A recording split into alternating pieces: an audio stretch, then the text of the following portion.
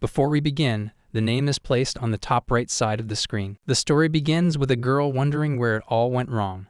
Was it when she was born an orphan with no parents, or when the workplace she swore to dedicate her life to betrayed her and tried to kill her?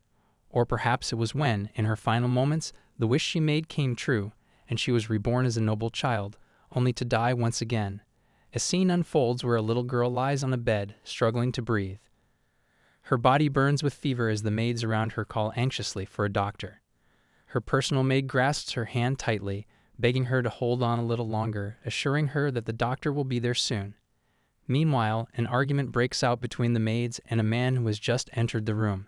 He coldly insists that if the girl is going to die, she should at least do so gracefully. As the fevered child listens to his cruel words, realization dawns upon her. She has been reborn into the family of the very person who killed her in her previous life. A bitter thought crosses her mind. What kind of life is this? The next morning, a voice calls out to her, addressing her as Erin. It is Mary, her personal maid. Mary warns Erin not to move too much, worried that she might still be unwell. However, Erin reassures her that the pain has subsided. To prove her point, she moves up and down, inadvertently causing Mary to panic.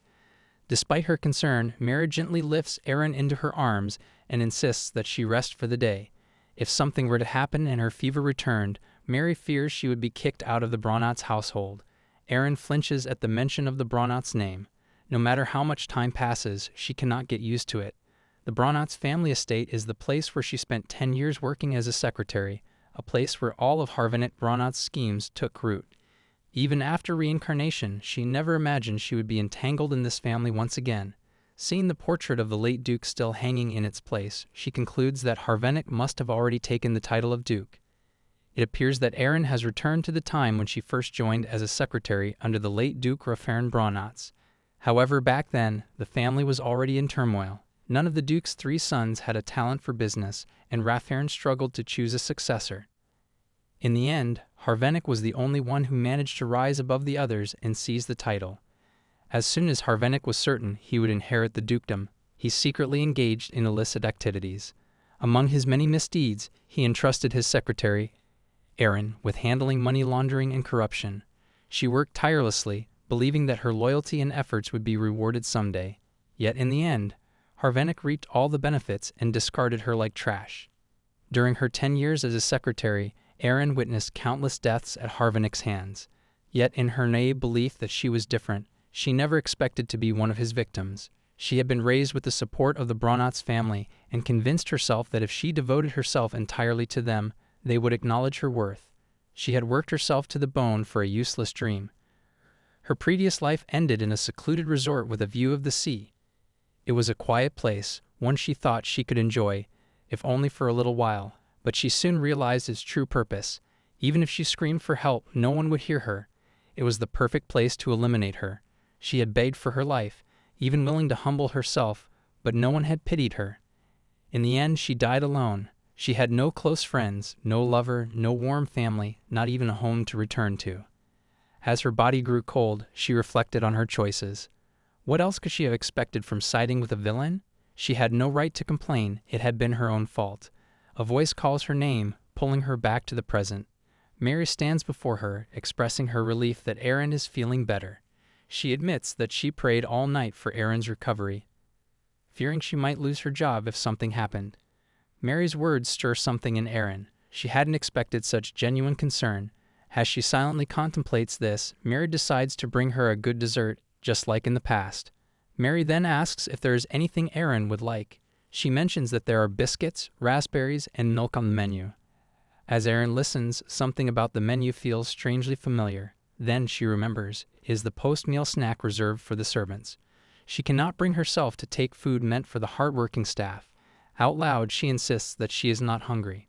Mary, unfazed, reassures her that it is perfectly fine and that there are plenty of stocked-up snacks just for her. Erin feels another sharp pang in her heart. Mary had always gone out of her way to set aside snacks just for her. This simple act of kindness reminds Erin of something she had long forgotten, what it felt like to be cared for. As she takes in her surroundings, Erin begins to reconsider the rumors she had once dismissed. It was said that she was the illegitimate daughter of Kaloni Bronats, one of the late Duke's 3 sons. Because of Colonie's strained relationship with the Bronats family, Erin had never received proper treatment. After her parents passed away, she had been sent to live at the Duke's estate. Yet despite being a child of noble blood, she had been given nothing more than a warehouse room and leftover food from the maids. And then there was Harvenick, the man who had ruined her life. Erin remembers that in her past life, Harvenick had adopted a girl named Erin the same year she joined the estate as a secretary. But by the time she arrived at the mansion, Erin had already died. The official story claimed she had fallen to her death, but those who served Harvenick never truly believed it. Even when his own nephew lay dying from a fever, Harvenick had shown nothing but irritation, refusing to be bothered by such trivial matters. He had likely adopted Erin simply to gain favor with the current head of the family. But once he deemed her useless, he had discarded her just as easily. If things continued as they had in the past, she would once again be adopted by Harvenick without a choice, and just like before, she would die at his hands. But this time, Erin refuses to let that happen. There must be a reason she was reborn as Erin Bronats. Perhaps it was a divine message, an opportunity to atone for the sins of her past life. She knows this new life will not be easy, but that does not matter. There is only one thing she must do. She must fight tooth and nail to survive, and the first most crucial step is to ensure she is never adopted by Harvenick. Erin is seen roaming the expansive Bronat family estate. The library is a separate building next to the estate, and it is quite large, making anyone feel the power and wealth of the Duke's family. The reason she came all the way to the library was to put into action the work she had tried so hard to complete the night before. She had made a plan when she hadn't even been able to write it down properly. Erin realizes that she needs a decent understanding of magic science. Magic science is a field that focuses on researching magical power, specifically in creating magical tools using magic stones as a medium. Magic scientists have invented numerous tools that are useful in daily life through their research, allowing the entire empire to develop a rich civilization. However, magical tools require a significant amount of magic stones, and mining supplies have been steadily dwindling to the point where, back then, there was a saying that if you didn't have money, you shouldn't even consider studying magic science because it was such an expensive field of research. Of course, the Bronat family is a well-known noble house in the empire, so money isn't an issue for them at all. Erin is particularly indulging in magic science because it's the only thing Harvenick is interested in. Her attention is then caught by all the books scattered on a desk. They are research materials related to magic science. One document catches her eye, an Imperial Magic Science Unified Formula. Suddenly, someone yells at her to move. It is Geoffrey Bronat, the third son of Duke Rafarin. He is a peculiar researcher, often called the Mad Magic Scientist. He doesn't interact with anyone in the estate and spends all his time locked in his lab, completely absorbed in his research. In other words, if you have knowledge of magic science, you might be able to get his attention. He might seem eccentric, and it is clear that he is missing a screw or two, but he is definitely a genius. Erin hopes that he won't be like Harvenick, who tends to be dismissive of her. Geoffrey shouts at her to put the document down, and like a scared, confused cat, she apologizes and puts it back. He is still visibly irritated and orders her to stop lurking around and leave. Poor, homeless girl is sent miles away from his desk. Bro is like what she has to do for food and shelter now. She knows that she has messed up, as Geoffrey is very protective of his stuff. Not only did she forget about that, but she also got caught touching his belongings. Erin had actually been trying to get close to Geoffrey so that she might be adopted. She thought that if she showed some good research on magic science, Geoffrey might get interested in her. But now she realizes that wasn't the right approach. At least she's relieved that she didn't get kicked out. Furthermore, even though the document only had basic numbers and symbols written on it for now, Erin knows that the formula in the journal is definitely the Elfro magic calculation formula. Elfro is a magic calculation formula that was once called revolutionary in the field of magic science. With Elfro, it was easy to make magical tools even using a small amount of magic stone, although the formula was incredibly complex, making commercialization difficult. In the end, no magical tools were made through Elfro. But then Erin remembers, wasn't Elfro originally created in Harvenick's lab? After becoming the heir, Harvenick started running his family business into the ground, one mistake after another. Despite almost the entire family fortune being squandered, the family managed to stay afloat, all thanks to Elfro. In her past life, Harvenick had been ridiculously proud of the fact that the Braunot family benefited from something he had discovered and boasted endlessly about his foresight. Erin now realizes that the foundation of that formula is in Jeffrey's hands. She can tell that Harvenick must have stolen Jeffrey's research. Erin feels she must tell him that the formula will lead to a great invention in a few years, and she can't let Harvenick take credit for it. However, Jeffrey doesn't care about such things unless it directly relates to his research. If he did, he would have come to her office in the past and raised a hell about it. Meanwhile, Jeffrey is clearly pissed off about the research, making Erin wonder what the problem is. A paper flies across her feet. She picks it up and wonders if there's a problem with the formula. Her eyes widen as she moves toward him, apologizing for bothering him, but there's something she needs to address. However, Jeffrey abruptly snatches the paper from her hands, annoyed. He shouts at her, asking what she means, but Erin can tell that she just called upon her own death. She contemplates why he's so angry. It's not like she stole anything or disturbed his research. She was just trying to help. In a mix of frustration and concern, she calls him out, pointing out that he got the calculations wrong in 3 places. Erin then leaves, realizing that she just made a terrible impression, and now adoption is definitely out of the question. She curses herself for blurting out like that without considering the consequences. As she ponders what to do, she decides she should just run away or look for any distant relatives. There's nothing she can do but grovel and apologize. With determination, she gets up to borrow the books she had intended to take from the library yesterday. If she bumps into Jeffrey, she will just apologize to him. As she opens her door, Erin sees Jeffrey, and it looks like the last time he had any proper sleep was probably on New Year's Eve. She abruptly jerks back, thinking she is about to get punished, but to her surprise, Jeffrey brings up the paper, asking if these 3 points were the ones she had been talking about. Erin, confused yet relieved, confirms it. Erin can't believe that Jeffrey came all the way here just to confirm the mistakes she pointed out. She assures him that her corrections are accurate. However, Jeffrey then asks when she started snooping on his research. Erin quickly clarifies that she only saw the formula yesterday. Jeffrey remains unconvinced. To him, the idea that she could identify 3 mistakes in such a brief moment is absurd. This isn't a simple equation that can be solved at a glance. Erin understands his suspicion. He must think she has been secretly observing his work since she corrected it so quickly. Sensing his doubt, she calmly explains that she is simply good at calculations. Jeffrey is taken aback. He questions whether she truly understands equations, even the advanced formulas used in sorcery. Unfazed, Erin responds confidently, pointing out that even high-level formulas ultimately rely on addition and subtraction. Her casual attitude only makes him more skeptical. To settle his doubts, she challenges him to test her skills. Jeffrey considers it for a moment, then decides it's not a bad idea. Back in his office, he gathers a bundle of tests and instructs her to find the mistakes one by one. As Erin works through them, Jeffrey watches in disbelief. Not only does she solve them all in her head, but she also verifies them at an astonishing speed. Erin can see the surprise in his eyes. In her previous life, she had been one of the brightest prodigies in the orphanage, a talent that had earned her sponsorship in the Braunot family. After witnessing her abilities firsthand, Jeffrey makes a decision. He tells her to come back in the afternoon. Erin, slightly confused, asks if she needs to return to the library. Jeffrey corrects her, stating that she will be coming to his lab instead, because from now on, she will be his assistant. Erin is taken aback. She had wanted to get close to Jeffrey, but becoming his assistant feels more like a professional arrangement rather than a step toward becoming family. Before leaving, Jeffrey mentions that there are things he needs to teach her, so she should head back for now while he prepares. Just as he turns to leave, he suddenly stops and asks her what she likes. Erin, puzzled, asks what he means.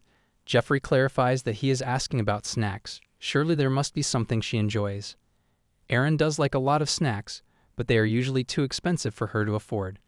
Right now, she is nothing more than a freeloading guest, eating on borrowed time. In a low voice, she tells him that she likes biscuits. Jeffrey asks again to confirm, and she assures him that yes, she does. It seems she has no choice but to go along with this. If she wants to survive, she must win over Jeffrey's favor.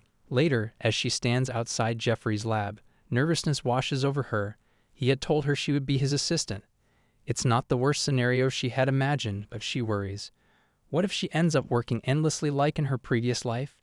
What if, after all her efforts, she still ends up in Harvenick's hands, only to die again? She quickly pushes the thought away. Right now, she needs to be optimistic. She has no other options. Jeffrey is the only one she can rely on. Determined, she knocks on the door, and Jeffrey allows her inside. To her surprise, the lab is incredibly spacious and remarkably clean for someone who is cooped up here all the time. Jeffrey gestures toward a small desk, telling her to sit. Though it is quite modest, it is perfectly suited for her. He then adds that the head butler prepared it in a hurry but assures her that he will arrange for a better one later. While she waits, he tells her that she can eat the snacks on the table since he needs to finish something first. Erin looks at the food tray, opens it, and finds herself taken aback. He really prepared biscuits for her. She thanks him bluntly, but when she opens it further, her eyes widen in shock. Beneath the biscuits is a beautifully crafted strawberry cake. Erin hesitates if she really can eat this. She takes the first bite, and her eyes sparkle with delight. The perfect harmony of cream and strawberries melts in her mouth. This is far better than any dessert she has ever tasted. Jeffrey, noticing her reaction, asks if she really ate all of it. Feeling slightly guilty, Erin hesitantly replies that she is sorry. It was simply the best thing she has ever eaten. Jeffrey turns away, telling her to clean her mouth. Glancing at her reflection in the fork, she realizes that her face is covered in cream. Embarrassed, she quickly wipes it off and thanks him. Jeffrey then asks if she is satisfied or if she wants more. Erin assures him that she is fine. He adds that if she ever wants something, she should just ask. There's no need to scarf it down. Clearly flustered, he mutters that she will get plenty of snacks if she continues working with him. Curious, Erin approaches him and asks if he was the one who made the cake. Jeffrey admits that he is quite picky about what he eats. This confirms it. He was the one who made the cake himself. Erin is utterly shocked. She always knew Jeffrey was a genius, but to think that he could also make something this exquisite, it makes him seem even more refined in her eyes. However, Jeffrey quickly puts an end to the small talk. Standing up, he declares that it's time to focus on work. He is ready to explain what she needs to do and instructs her to follow him. Jeffrey gives Erin the book about everything related to magic science. He is the one who wrote it and has not come across any other book that surpasses it. He is lending it to her, which is unusual since he rarely gives his books to others. He points out that now that she has recharged her energy, she should be able to work properly. Erin, however, doesn't understand what he means by that. He clarifies that geniuses like them, who use a lot of their brains, require plenty of sweets because sugar helps with brain function. She feels flustered that he calls her a genius, but it also makes her realize that the food he gave her earlier was meant as fuel to keep her working. Nothing in this world is truly free, bro. Jeffrey then hands her a bundle of papers, telling her that all she has to do is point out mistakes. Erin questions whether he truly means all of it, to which he confirms without hesitation. It is undeniably child exploitation, but Jeffrey skillfully bribes her by promising that he will prepare chocolates and apple pie for her tomorrow. The scene shifts to Erin walking through the corridor, feeling elated. She knew that magic science would be the perfect way to get closer to Jeffrey, but she never expected it to work this well. It has turned out even better than she imagined. If she continues showing interest in this field while assisting with research, her likability will naturally increase. Once it reaches the highest level, if she subtly pushes for it, she is confident that Jeffrey might adopt her. The thought excites her, spending the rest of her life enjoying luxury in the Bronat household. She is practically on cloud 9. As she revels in her daydream, someone behind her calls it ridiculous. Two boys smirk, mocking her for wandering around the main building. They are Avalon and Bimel. She had expected to run into them eventually since, after all, they are Harvanik's sons. However, they are just as rude as ever. She asks them why they are bothering her. From the looks of it, this isn't the first time they have done something like this. In the past, when she worked as a secretary, she had to bow and scrape while doing behind-the-scenes work. But now, as a direct descendant and at the same level as Avalon and Bimel, she no longer has to endure such treatment. Seeing the smirk on her face, both boys become uneasy. Why is she even smiling? Erin finally tells them that she is busy and suggests that they talk some other time. This angers Avalon, who questions whether she has lost her mind. He points at her head, demanding to know how she dares to speak to them like that. Once again, he asks what she is doing in the main building. They are confused. Why isn't she crying today? Why is she staring at them so calmly?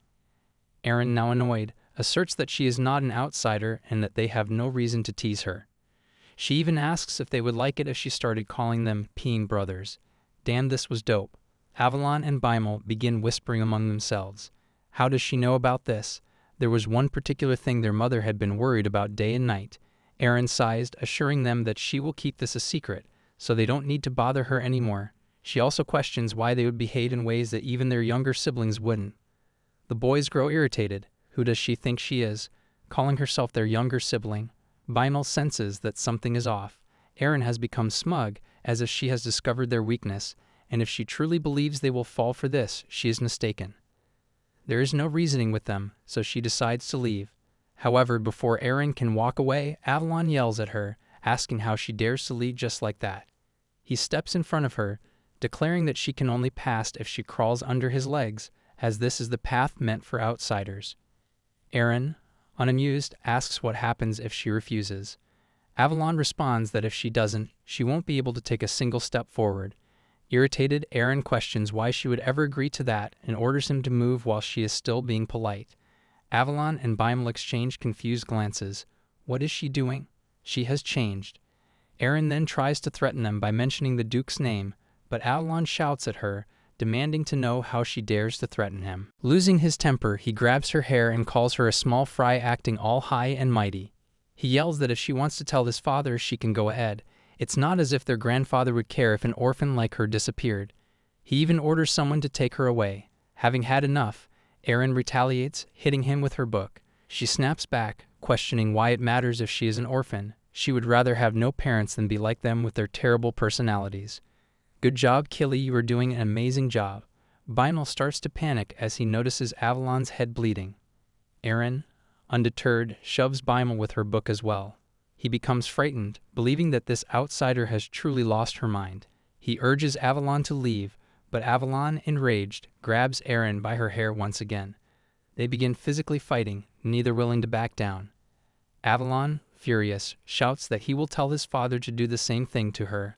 Later, in Harvenic's office, Avalon and Bimel storm in, calling for their father. Bimel immediately snitches, claiming that Erin needs to be punished because she hit Avalon. Harvenic, clearly annoyed, looks at Erin with disdain. It's her again. He then asks why they were fighting. Like a spoiled brat, Avalon lies, saying that all they did was ask Erin what she was doing in the main building, and in response she called them pissing babies and even hit him with a book. Erin is left speechless. How can he lie so smoothly? Harvenic then turns to her, asking if she is trying to prove that she grew up without parents. Avalon pushes her forward, urging their father to punish her. Harvenic stands up, silencing them with a sharp command. He seems unimpressed that Avalon, despite being older, was beaten up by a small fry. He then turns to Erin, demanding that she apologize to her brothers. Erin clenches her dress tightly.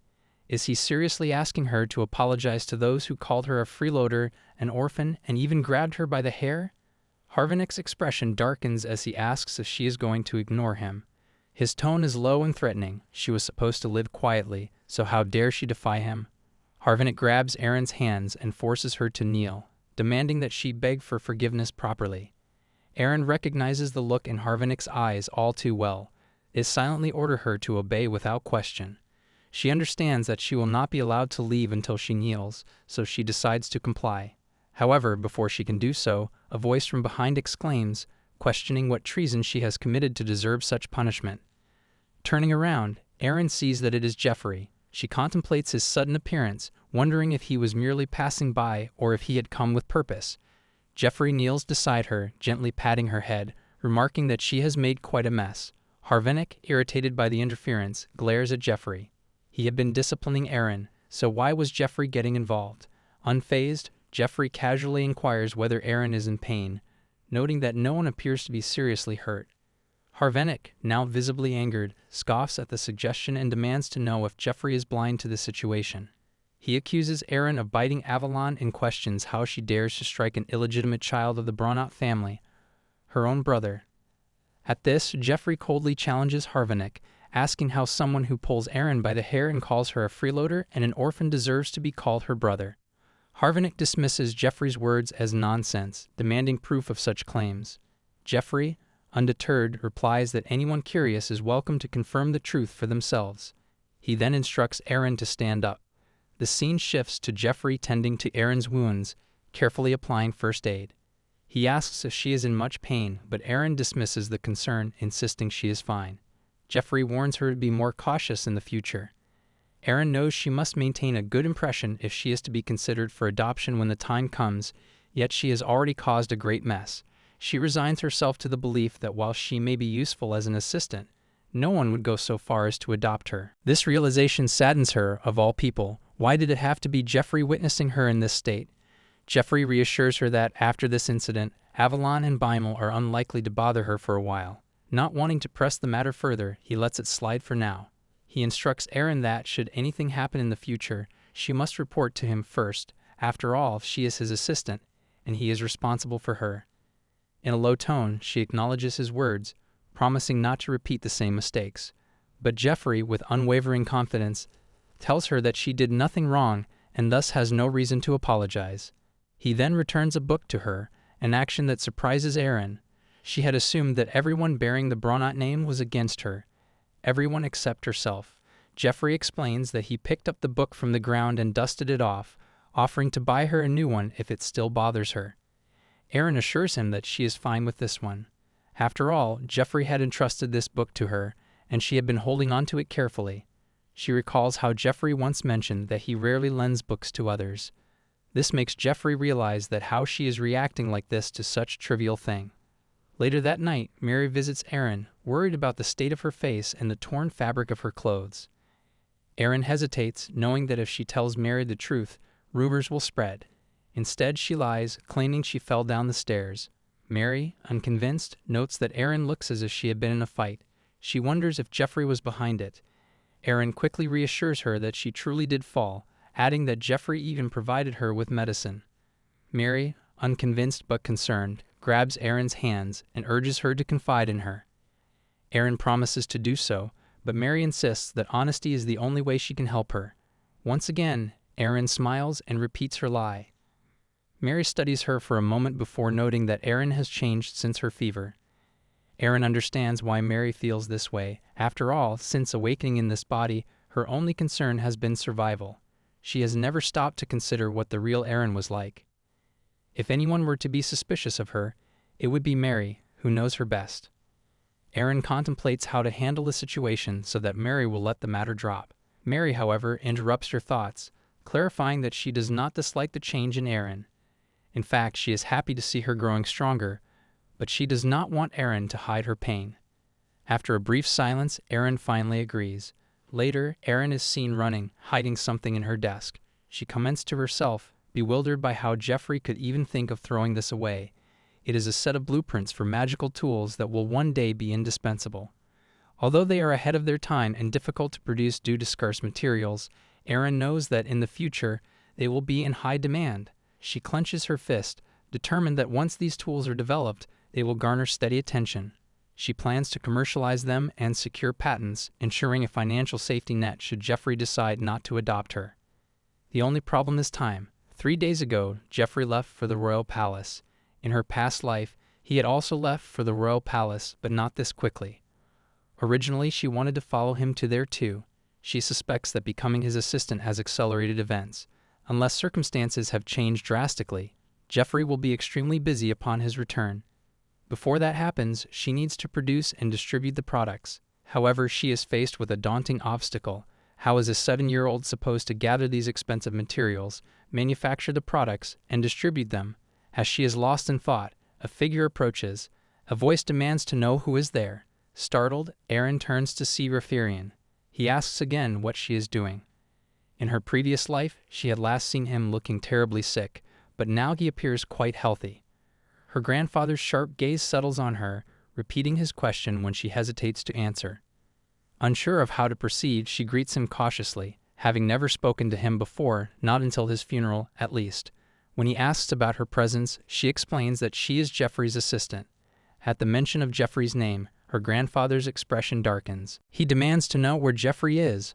Erin informs him that Jeffrey left for the royal palace a few days ago. Her grandfather's anger is evident as he mutters about Jeffrey wasting his time in the lab. Observing his reaction, Erin wonders if he has an issue with Jeffrey's trip to the royal palace. Without another word, he orders Erin to deliver a message. If Jeffrey continues like this, he will be kicked out of the estate. Little Bro may have to reconsider her choice of guardian. Aaron knows that it is true Jeffrey is obsessed with his research. However, unlike the rumors about the mansion, he is not wasting his time on meaningless things. If the Duke were to find out that Jeffrey is working on something significant with Elfro, it would be great. But her grandfather plans to take away the lab from Jeffrey. This revelation strikes Aaron like an earthquake, as it would bring immense trouble. She immediately voices her concerns to her grandfather, insisting that such a thing cannot be allowed to happen. The butler informs them that everything is ready, but the Duke gestures for him to stop, allowing Aaron to explain what she means by her outburst. Aaron clarifies that Jeffrey cannot simply be thrown out. His research is not meaningless, and as his assistant, she can assure them that if it succeeds, it will bring an immense amount of internal support to the Empire. She believes the Duke does not fully understand the extent of Elfro's potential benefits. The project will generate enough wealth to sustain 3 generations without the need for additional labor. Hesitantly, she adds that once Jeffrey succeeds, he will no longer have to rely on the Duke for anything. The Duke, skeptical, questions whether Jeffrey himself has claimed such a thing. Aaron flinches before hesitantly affirming it. The Duke, unimpressed, remarks on how long Jeffrey intends to remain stuck in the past, turning himself into a madman. Suddenly caught off guard, his voice rises as he accuses Aaron of trying to deceive him. He warns that if she is indeed misleading him, she will face consequences as well. Clearing his throat, he shifts his focus to her role, questioning what exactly she does as Jeffrey's assistant. Aaron explains that she reviews his journal for incorrect calculations and corrects them mentally. As the Duke looks through the papers, he repeats her words, mental math. At this, Aaron eagerly shares that Jeffrey often calls her a genius.